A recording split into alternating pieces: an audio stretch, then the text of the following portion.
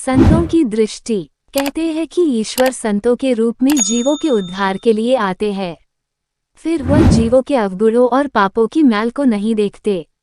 उनकी एक दृष्टि मात्र से ही पापी से पापी जीवों की काया पलट जाती है। ये कहानी भी किसी जीव और संत सतगुरु की ही है। एक डाकू हुआ करता था। वह डाकू कैसे बना ये भी एक लंबी कहानी है, लेकिन अभी हमारा विषय वह नहीं है।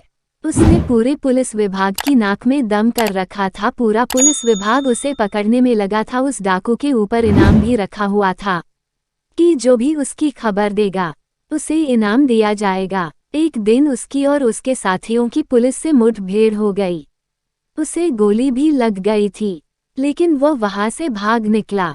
अगले दिन नशे की हालत में वह एक संत की गाड़ी से टकरा गया और डाकू नशे की हालत में भी संत को देखता ही रह गया।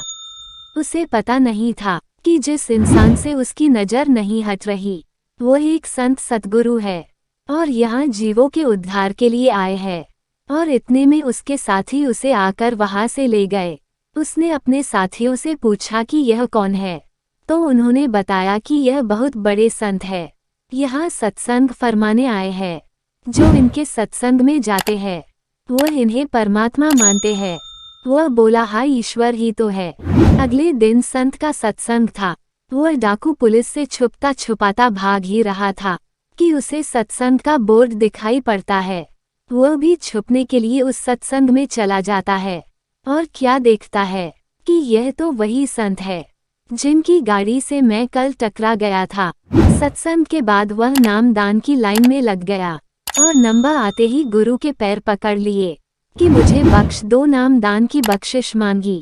गुरु ने कहा, तुम्हें नशा, डकैती सब छोड़ना होगा, ईमानदारी से हक हलाल की रोटी खानी होगी।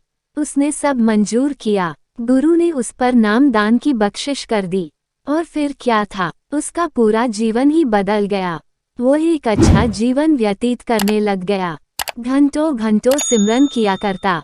कुछ समय बाद गुरु के कहने पर उसने अपने आप को पुलिस के हवाले कर दिया और उसे फांसी की सजा हुई। मोरल, संतों की एक दृष्टि ही जीवों की काया पलट देती है।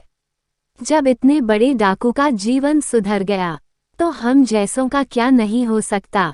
शिक्षा, संत सतगुरु जिन जीवों को अपनी तरफ खींचना चाहते हैं उन्हें अपनी तरफ बुला ही लेते हैं। इसलिए हमें किसी से भी सत्संग चलने के लिए जबरदस्ती नहीं करनी चाहिए। हमें केवल अपना आचरण वैसा रखने की कोशिश करनी चाहिए जिससे कि वह खुद ही सत्संग की तरफ खींचा चला आए। कहानी कैसी लगी कमेंट करके जरूर बताना। अच्छी लगी हो तो लाइक, शेयर और चैनल को सब्सक्राइब जरूर कर देना और घंटी के निशान को दबाना मत भूलना। इससे आपको आगे भी कहानियों की नोटिफिकेशन मिलती रहेंगी। फिर मिलते हैं अगली कहानी में। नमस्ते।